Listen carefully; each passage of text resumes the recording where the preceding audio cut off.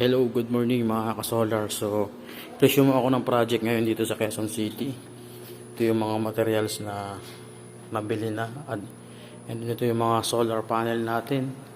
So, today is January 6. Yan yung PV module na ikakabit natin sa 6th floor. Tapos, ito yung inverter area natin.